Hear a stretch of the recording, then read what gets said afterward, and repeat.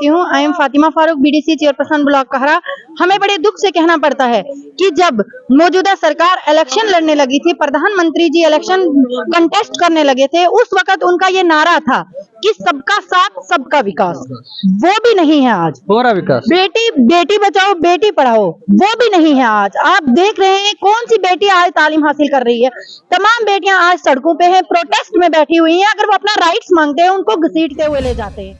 जलसा कर रहा है तो उसमें इतनी गैदरिंग होती है, तो आप इस बात से खुद ही अंदाजा लगा लीजिए। अगर आजाद सबको गैदरिंग की जरूरत होती, अपने आप को शो कराने, ओपन कराने की जरूरत होती, तो वो इतने बड़े रियासत जम्मू कश्मीर में बहुत बड़ा एक ही जलसा करवाते। लेकिन आजाद साहब वार्ड वाइज करा रहा है, ब्लॉक वाइज करवा रहा है, तो आप ही समझ जाइए कि इतनी गैदरिंग होती है तो कैसे उभरेगी हमारी पार्टी। रास्ते से नहीं भटके हैं, बल्कि आजाद साहब एक बहुत बड़ी शख्सियत है, उनको किसी के कहने पे नहीं है। आजाद साहब दुनिया को कहते हैं, उन्हें कौन समझाएगा या उन्हें कौन बोलेगा। आजाद साहब ने पहले भी एक अच्छा रास्ता चुना था, जो 27 मंथ में आजाद साहब ने डेवलपमेंट की है। वो कोई भी, या चाहे विकार रसूल साहब हो या कोई उनके मंत्री हो, वो 70 सालों में भी नहीं कर सकते। खुसूसी बातचीत के लिए हमारे साथ मौजूद हैं बीडीसी कहरा फातिमा फारूक जी। डेमोक्रेटिक आज़ाद पार्टी में भी इनका अच्छा कद है और ये अभी प्रोटेस्ट में शामिल हैं। जम्मू कश्मीर में जो स्टेट लैंड के हवाले से जो ऑर्डर आया है, डेमोक्रेटिक आज़ाद पार्टी ने इस वक्त भी इसके हवाले से एहतजाज किया। लेकिन इसके अलावा और भी चंद मुद्दों से हम बात करने की इनसे कोशिश करेंगे, लेकिन सबसे पहले इसी मौजू पर बात करेंगे। मैम, जो ऑर्डर आया है गुज़िश्ता दिनों लैंड को रिमूव करने के लिए, वो स्टेट लैंड हो, काचराई लैंड हो या वो रोशनी एक्ट के तहत लैंड हो, किस नजरिए से देखते हैं आप, किस तरह का स्टैंड रहेगा आपका लोगों के साथ आने वाले वक्त में? सबसे पहले मैं आपके चैनल का थैंक्स करती हूँ। I am Fatima Farooq, BDC chairperson block कहरा। हमें बड़े दुख से कहना पड़ता है कि जब मौजूदा सरकार इलेक्शन लड़ने लगी थी, प्रधानमंत्री जी इलेक्शन कंटेस्ट करने लगे थे, उस वक्त उनका ये नारा था कि सबका साथ सबका विकास, वो भी नहीं है आज। हो रहा विकास, बेटी बचाओ बेटी पढ़ाओ, वो भी नहीं है आज। आप देख रहे हैं कौन सी बेटी आज तालीम हासिल कर रही है। तमाम बेटियां आज सड़कों पे हैं, प्रोटेस्ट में बैठी हुई हैं। अगर वो अपना राइट्स मांगते हैं, उनको घसीटते हुए ले जाते हैं। उन पे कोई काम नहीं कर रहा है, उनकी देखभाल कोई नहीं कर रहा है। रही बात सबका साथ सबका विकास, तो वो भी यहाँ पे कहीं नहीं है। जो 70 सालों से जिन जमीन पे जो काबिज हुए हैं, उनको आज 70 सालों के बाद कहते हैं कि आपके यहाँ डिमार्केशन किया जाएगा। लेकिन मैं यहाँ से आपके माध्यम से एलजी इंतजामिया और प्रधानमंत्री जी से ये सवाल पूछना चाहती हूँ कि जो 70 सालों से जिस जगह पे रह रहे हैं, जो अपना वहाँ पे माल मवेशी बच्चों को पालते हैं, अगर वो आप वहाँ पे डिमार्केशन करवाएंगे, आप हमें उन बच्चों को, उन माल मवेशी को, उन बुजुर्गों को रहने की जगह अलॉट कीजिए, उसके बाद आप वहां पे डिमार्केशन कीजिए। और दूसरी बात, 2006 में आजाद साहब ने जो ये रोशनी एक्ट की है, ये बिल पास करवाया था, वो आजाद साहब ने, हाँ जी आजाद साहब ने। लेकिन आज जितने भी 70 सालों से जो लोग जहाँ पे रह रहे हैं, उनको वहां से भगाया जा रहा है, बेदखल किया जा रहा है। लेकिन मैं आपके माध्यम से अपनी आवाम को भी कहना चाहती हूँ कि आप जाग जाइए। अभी आपको इस ऑर्डर का पता नहीं चलेगा, क्योंकि कहा गया है कि 31 तक तमाम जितने लोग हैं जो स्टेट लैंड में या फिर कहीं भी बैठे हुए हैं, उनको डिमार्केशन की जाएगा उनका घर। तो मैं आपके माध्यम से उन्हें कहना चाहती हूँ कि अभी टाइम है, आप जाग जाइए, अपने राइट्स को जानिए। अगर यहाँ से प्रधानमंत्री जी नारा लगाते हैं कि सबका साथ सबका विकास, तो कौन सा विकास है आज? अगर, और ये कानून सिर्फ गरीब के लिए क्यों है? गरीब के घर से शुरू क्यों नहीं होता है? क्यों होता है? अमीरों के घर से ये शुरू क्यों नहीं होता है?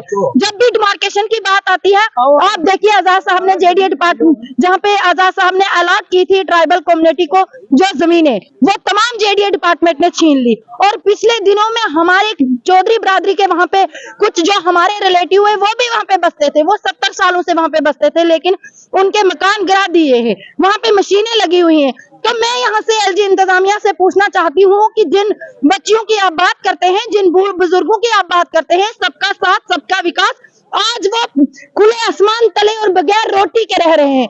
क्योंकि सबसे बड़ा मुद्दा यहाँ पे है वो बेरोजगारी का है। बेरोजगारी इतनी अरूज पे है, आप देखिए तमाम जितनी आज तो जेंट्स तो ड्रग्स के शिकार हुए थे, लेकिन मैंने यहाँ तक सुनने में आया है कि लेडीज भी इसके शिकार हो गई हैं, वो भी नशा करने लगी हैं। लेकिन इसकी तमाम जिम्मेदार मौजूदा सरकार एलजी इंतजामिया है, क्योंकि उन्होंने तमाम पोस्टें बंद कर दी हैं। आज यहाँ पे पीएचडी करके, ग्रेजुएट करके वो ऐसे बेरोजगार बैठे हैं, वो क्या करेंगे?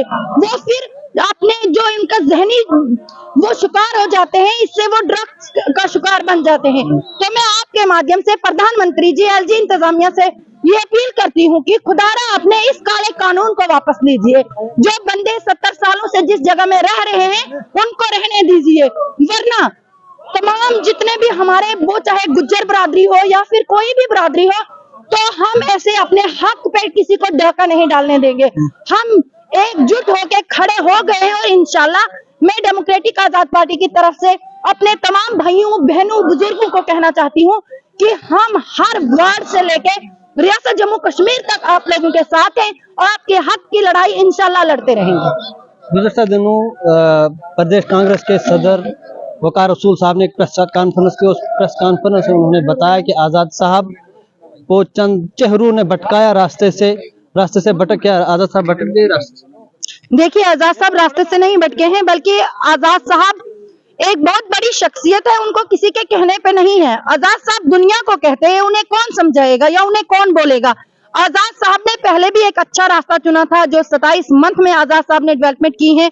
वो कोई भी, या चाहे विकार रसूल साहब हो या कोई उनके मंत्री हो, वो 70 सालों में भी नहीं कर सकते। कांग्रेस पार्टी आजाद साहब के नाम से थी और जब से आजाद साहब कांग्रेस पार्टी को खैराबाद कहा है, तब से देखिए कैसे वो भटक रहे हैं।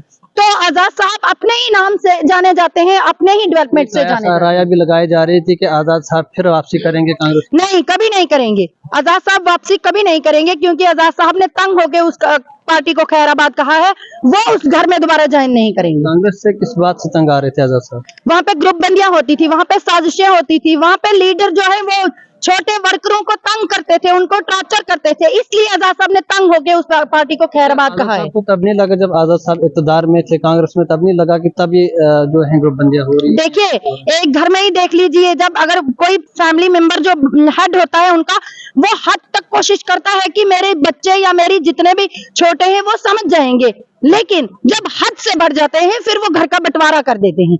इसलिए आजाद साहब ने हद तक उन्हें समझाया, जब उन्होंने नहीं माना, आजाद साहब ने किनारा कशी कर ली। अब वो कभी उस पार्टी में ना ज्वाइन करेंगे, ना उनको टच भी नहीं करेंगे। किस पैमाने तक आजाद पार्टी की इस वक्त जम्मू कश्मीर में लहरें क्या दिख रहा है?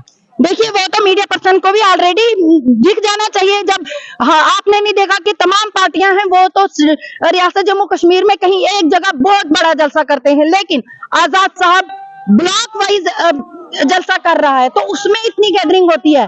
तो आप इस बात से खुद ही अंदाजा लगा लीजिए, अगर आजाद साहब को गैदरिंग की जरूरत होती, अपने आप को शो कराने, ओपन कराने की जरूरत होती, तो वो इतने बड़े रियासत जम्मू कश्मीर में बहुत बड़ा एक ही जलसा करवाते। लेकिन आजाद साहब वार्ड वाइज करा रहा है, ब्लॉक वाइज करवा रहा है, तो आप ही समझ जाइए कि इतनी गैदरिंग होती है तो कैसे उभरेगी हमारी पार्टी। चलिए, बहुत बहुत शुक्रिया।